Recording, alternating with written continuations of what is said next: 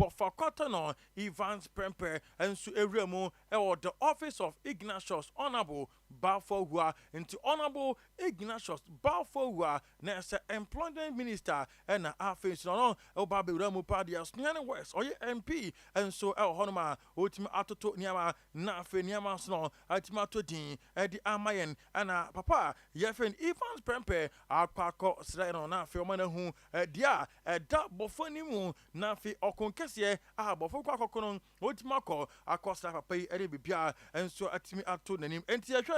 and so say, Anu ya, honorable de Bepano, and any alternate yarn, so a Babe Toja, Sompa, Sports, young fan cameo, Yabon, so what me artist says, I do my dinner, and so to me call a Coco Ram. We so now I am fast than be, and my first vision enterprise. Now I'm saying, Min Cancho say a year sales and after installation of CCTV camera padia. Now, Udo near Chimo, our first vision enterprise, electric fence now, a first vision enterprise, DSTV, multi TV, and after strong decoders no open back quarter, and I say open the door to no. Now, Udo near Chimo, our first vision enterprise, area 1, and now you any JY appear, and a D in the friend on 0243007120, 0243007120, and I say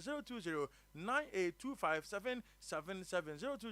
020-9825-777. First Vision Enterprise, I just saw near Bow, I'm at Niamasono, at to Dean, at the amount, I am so, and for free amount from our studio, and Nessa game back, 80 Ababa, Ababi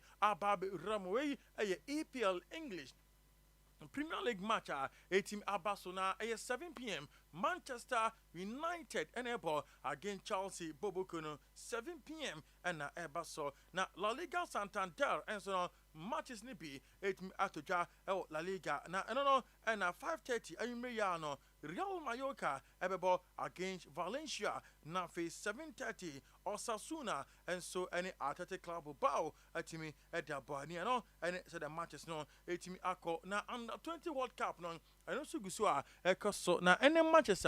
Barcelona fans under 20 ebo against Gambia no 6 p.m. na for Uruguay and England 6 p.m. also abo Iraq and Tunisia 9 p.m. omo de beboni na for South Korea and Honduras 9 p.m. also etimi ediaboni no and so the matches no ebetimi akọ na edon ko woni bi and so 18 the adawa na yet also na fe edin 70 bi aka ho the amount na fe yet also and so our Manchester United Bobo Konon. And so, I catch now by a Baburampa de Abrantia, Yefen Ahmad Diallo, Abrantan reporter, everybody at the Eba HM Party, Abrantan returning to Bubukwa, Yefen Manchester United. Our next season, Abrantia didn't call Papa, and so our Standland for Manchester, what my Jana Sabwa, I'm a Man U team no, near Mansono, at Timato Dean, at the Amon, no, and so any dia Abrantefen Ahmad Diallo, a free na catche, Eba, I don't come on being at the Edan on Sompa. 98.9 FM so na rewo sem apa bewramu na fe ato Abrant FM Jude Bellingham and so na and it's Borussia Dortmund match decide against men's now Abrant FM Jude Bellingham wo pra entin anhwa na chese wantima ngina mu bi na fe wansi akan ama Boboku ye fe Borussia Dortmund chese no so any dia to Abrant FM Jude Bellingham you don't come on bi etimi the adan live on Sompa 98.9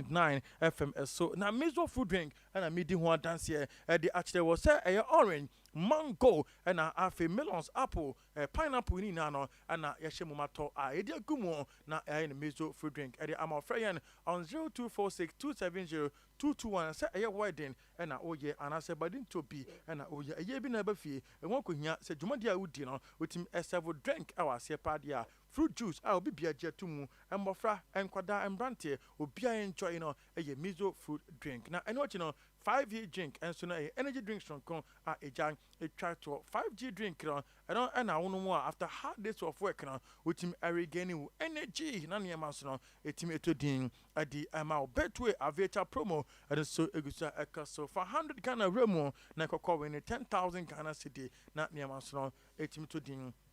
Edi ema na each lab sonkon ɛhɔ ɛne lab ahotoso ewo mu na wokɔkɔyɛ o test ɛhɔ confidential na ɛno akyi nso kra no yen services no ɛyɛ key sɛ kidney function test ɛna wopɛ sɛ ɔyɛ cardiac profile, cholesterol, full blood count and as a pregnancy test ɛna wobɛyɛ malaria sperm count, hormonal profile and as a DNA paternity test ɛna woyɛ ultrascan ɛna wopɛ sɛ otwa and as a ultrasound scan pap smear and afɛ prostate ɛna ɛha na wopɛ sɛ wokɔkɔ check ni nyinaa no ɛyɛ H lab ɛna ɛbɛbɔ na afɛ wa ne kama pa ɛde ama wɔ na yɛwɔ abronsan kɛse a ɛne green light abronsan no ɛde enimhwɛ ɛwɔ traffic light our municipal police station. Now it's my friend on 0244 615530 0244 615530 and now says 020 2390 now for H lab na family lab no and so it majo so no apo amaniama to din edi ama ona dawroma na yetina se enda yumbre edi some passports update etimi edi ebrewo somebody me sorry so na for the best drive time show no atrust so edi ama to pay where we all edi am yase pa say we akokama so ebedasi space no so fa na de mashada and then mashada because me see you I don't see me anymore. To pay. All right, so you try when I had to also so part I today so you drive it to this Eddie amount.